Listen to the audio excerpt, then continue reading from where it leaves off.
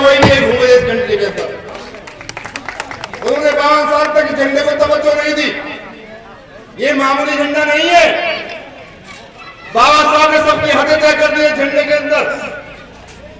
इसको तिरंगा ना कहा जाए, ये राष्ट्र का ध्वज है। अगर देखेंगे तो 3 रंग नहीं है, उसमें 4 रंग है। बीच में नीले रंग का चक्र भी है जो सम्राट अशोक का भगवान बुद्ध का दिया हुआ है। अगर इसकी माप देखेंगे आप, अगर झंडे को ध्यान से देखिए, केसरिया अपनी माप में है, सफेद अपनी माप में है, हरा अपनी माप में है और बीच में नीला चक्र है।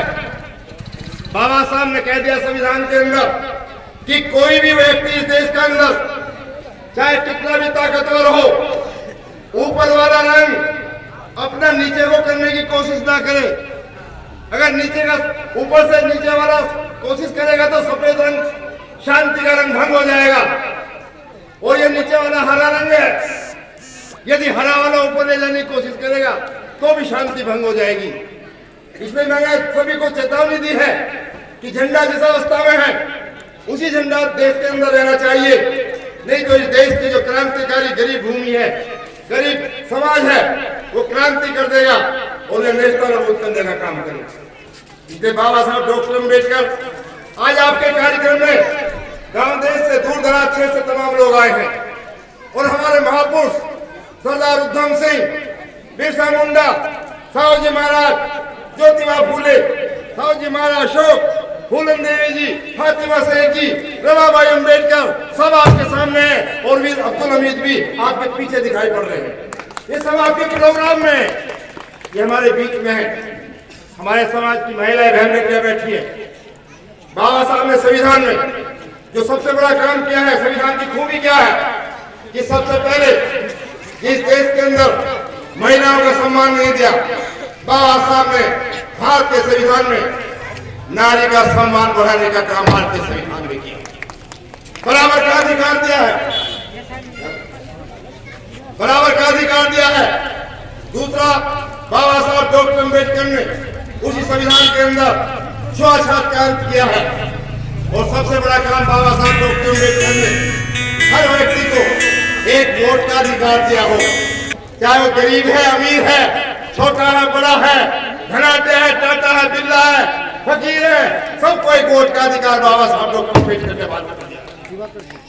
इस देश के वो लोग जो शासन सत्ता चाहते थे, वो अंग्रेजों से सौदा कर लेते इस देश के अंदर कि वोट देने का अधिकार नवाबों को मिल जाए, जमींदारों को मिल जाए, राजाओं को मिल जाए।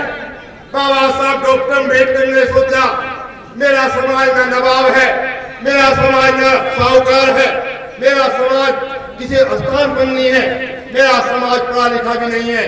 अगर हमारे देश के लोगों ने ये कुटिल चाल चल दी तो मेरे देश के 8.5 करोड़ लोग इस देश के अंदर वोट के अधिकार से वंचित रह जाएंगे। बाबा साहब डॉक्टर अम्बेडकर ने सब चीजों को दरकिनार करते हुए एक उम्र की सीमा रख दी कि कोई भी व्यक्ति जो भी 21 साल का होगा उस समय के अनुसार वो प्रत्येक व्यक्ति वोट देने का अधिकार होगा, वोट देने का दिया जाएगा। इन बाबा साहब की मूर्तियों के अंदर इन्हें मूर्ति नहीं मानो, ये मूर्तियां नहीं है। बाबा साहब विचारों में आज भी जीवित है और जिन्हें इनसे परेशानी है वो आज भी निकलते हुए क्या कहते हैं, विदेश से भी निकलेंगे ना तो क्या कह रहे, क्या सोच रहे दिमाग में कि इतना खतरनाक कोई जिंदा भी नहीं था, इतना मरने के बाद खतरनाक हो गया। उनका आधा पानी खून सूख जाता है बाबा साहब की प्रतिमाओं को देखकर। अभी संसद भवन के अंदर आपने देखा होगा, जो पुरानी संसद भवन है, बाबा साहब की प्रतिमा को हटा दिया गया। उस प्रतिमा से क्या परेशानी हो रही थी लोगों को, उसको हटा के दूसरी जगह लगा दिया गया। तो मेरा तमाम बहनों भाइयों, अज्ञानता से दूर होना है। समाज की अज्ञानता थी, अज्ञानता समाज में हमें पता नहीं था और इसका ज्ञानता का कारण था ज्ञान का अभाव। माली जाति में जन्मे महात्मा ज्योतिबा फूले, जो बाबा साहब डॉक्टर अम्बेडकर ने अपना गुरु माना, उन्होंने महात्मा ज्योतिबा फूले ने स्पष्ट लिखा कि ज्ञान के अभाव में मती गई, ज्ञान के अभाव में मती गई, मति के अभाव में नीति गई, नीति के अभाव में गति गई, गति के अभाव में संपत्ति गई, संपत्ति के अभाव में सूत्र बर्बाद हो गए, केवल ज्ञान के अभाव में इतना बड़ा अनर्थ हो गया। ज्ञान के अभाव में इतना बड़ा अनर्थ हुआ। बाबा साहब डॉक्टर अम्बेडकर ने इसी बात को पकड़ा और समाज को सूत्र दिया, 2500 साल पहला सूत्र दिया। भगवान बुद्ध ने दिया था, बुद्धम शरणं गच्छामि, धम्मं शरणं गच्छामि, संघं शरणं गच्छामि। बाबा साहब ने इसी सूत्र को दिया, समाज को कहा कि तुम्हें यदि आगे बढ़ना है तो शिक्षित बनो, संगठित रहो, संघर्ष करो। और शिक्षा के माध्यम से आज समाज आगे दिखाई दे रहा है। बहन बेटे बैठे बढ़िया बढ़िया कपड़े पहन, ये कपड़े पहनने की इजाजत दी थी इस कंट्री के अंदर हमारे समाज को।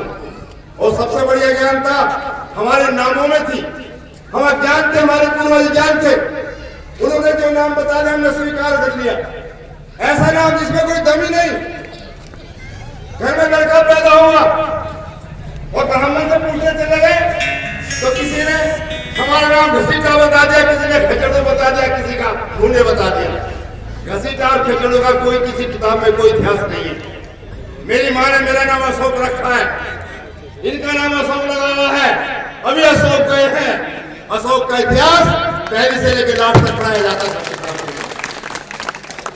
और जो सिक्का है, रुपा पे जो शेर का चिन्ह है वो भी अशोक का ही है। तो इतिहास में जिनका नाम होता है उन्हीं के साथ सम्मान होता है, वो आगे बढ़ते हैं। ये हमारी अज्ञानता थी कि हम बहुत सी चीजों को समझ नहीं पाए हैं।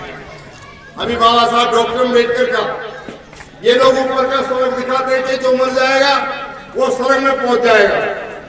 लेकिन जब किसी के पिताजी मर जाते हैं या मां मर जाए तो क्या लिखते हैं कि मुझे बड़ा दुख हुआ, मेरे पिताजी स्वर्गवासी हो गए।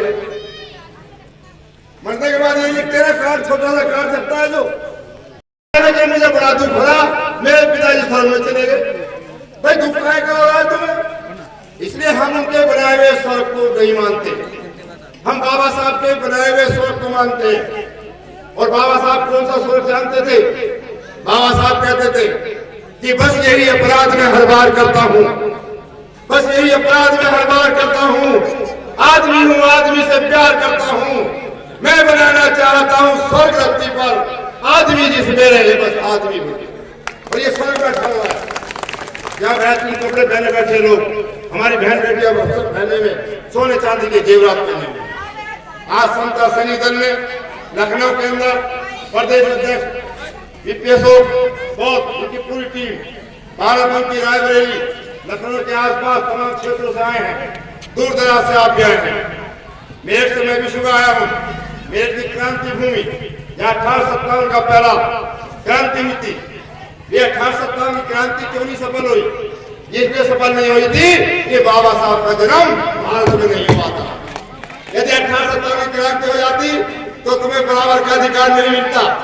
इसलिए क्रांति ने भी बाबा साहब का इंतजार किया और 1891 में बाबा साहब का जन्म हुआ। और बाबा साहब के जन्म के बाद सारी बाध्यता पार करने के बाद बाबा साहब डॉक्टर अम्बेडकर को भारतीय संविधान लिखने का मौका मिला।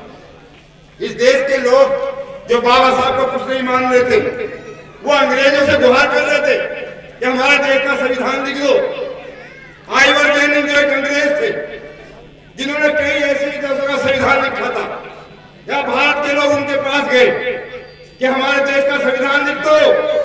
अंग्रेज ने कहा, रे कमबख्तो, तुम्हारे देश में एक महान विद्वान है जो विधि विशेषज्ञ है, मैं भी उनसे राय लेता हूँ। उन्होंने पूछा कौन है? अरे तुम्हारे देश में बाबा साहब डॉक्टर अम्बेडकर है, उनको भारत का संविधान लिखने के लिए। यानी कि दूसरे देश के लोग हमारी विद्वता को बता रहे हैं। और सबसे बड़ी इस देश के अंदर आज भी बाबा साहब को राजनीतिक तौर पर सब लोग कह रहे हैं सम्मान दे रहे हैं, लेकिन सामाजिक रूप में बाबा साहब को आज भी सम्मान देने के लिए तैयार नहीं है। बाबा साहब को जब भारत का संविधान लिखा गया 1952 में, कोलंबिया यूनिवर्सिटी ने बाबा साहब डॉक्टर अम्बेडकर को सबसे बड़ी डिग्री LLD की उपाधि प्रदान करी। भारत की किसी यूनिवर्सिटी ने, केवल एक यूनिवर्सिटी को छोड़कर भारत की किसी हिंदू यूनिवर्सिटी ने बाबा साहब का कभी सम्मान नहीं किया। केवल एक यूनिवर्सिटी ने बाबा साहब का सम्मान किया, उस्मानिया यूनिवर्सिटी हैदराबाद, जो मुसलमानों की थी, उन्होंने बाबा साहब का सम्मान किया।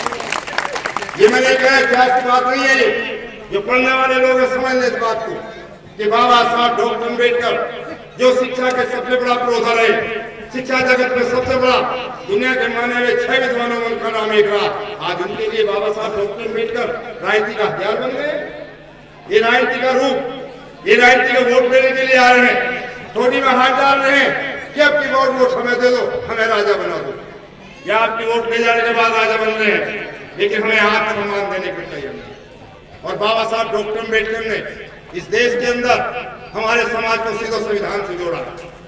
बाबा साहब डॉक्टर अम्बेडकर ने हक के लिए 7 समंदर पार जाकर अपने पूरे समाज की लड़ाई लड़ी है। अंग्रेजों से लड़ाई अलग लड़ी, यहाँ के लोगों से अलग लड़ी, 7 समंदर पार जाके ये आरक्षण की व्यवस्था भारत के संविधान में करी। उस समय के पिछड़े वर्गों के जो लोग, जो पिछड़े वर्ग जाति के लोग, बाबा साहब ने उन्हें समझाने का प्रयास किया था कि आप भी हमारे साथ आ जाओ, लेकिन बहकावे में आ गए कि नहीं, हम तुम्हारे साथ नहीं आ सकते। फिर भी बाबा साहब डॉक्टर अम्बेडकर ने भारत के संविधान में आर्टिकल 340 डालने का कहा कि मेरे समाज के लोग, जो पिछड़े वर्ग के लोग हैं, कुम्हार, नाई, गडरिये, धीवर, धुले, दिलाए, ये आज नहीं मान रहे, ये 50 साल बाद मानेंगे और भारत के संविधान में अपना हिस्सा मांगेंगे। आज ये स्थिति आ गई है। आज हमारे बहुत से समाज के लोग जो अपने को बहुत बड़ी जाति मान के चलते हैं, जो जमींदार भी है, गुजर है, जाट है, जमींदार भी है, वो तमाम लोग आज उसी आरक्षण को लेने के लिए सड़कों पर आ गए हैं, सड़क पर मांग रहे, अपना हिस्सा मांग रहे। इसलिए बाबा साहब डॉक्टर अम्बेडकर ने भारत के संविधान में हमें सीधे संसद से जोड़ दिया है।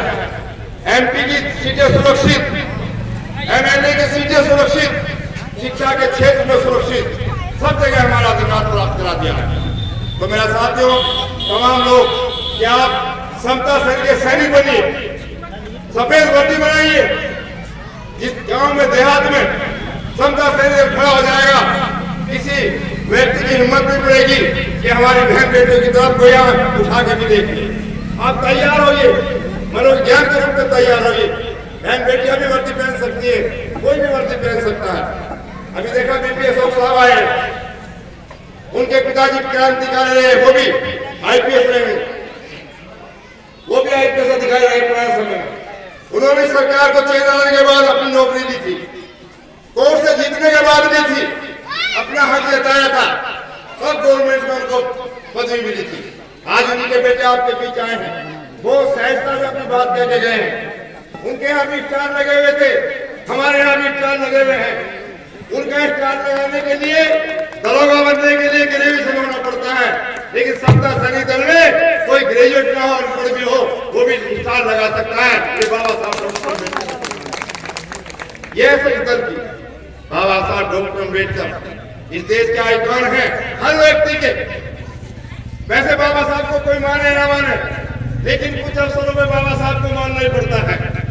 किसी भी समाज की महिला हो, जब उसका लड़का शादी लायक हो जाता है, ब्याह लायक हो जाता है, तो मन मन में ये बोलती है अपने मन में कि मेरा बेटा जब घोड़ी पे बैठे, कि मैंने सरकार के हर दफ्तर में एक साहब बैठा दिया है, अधिकारी। इसलिए जब आप किसी दफ्तर में जाते हैं तो क्या बोलते हैं कि साहब बैठे हैं क्या?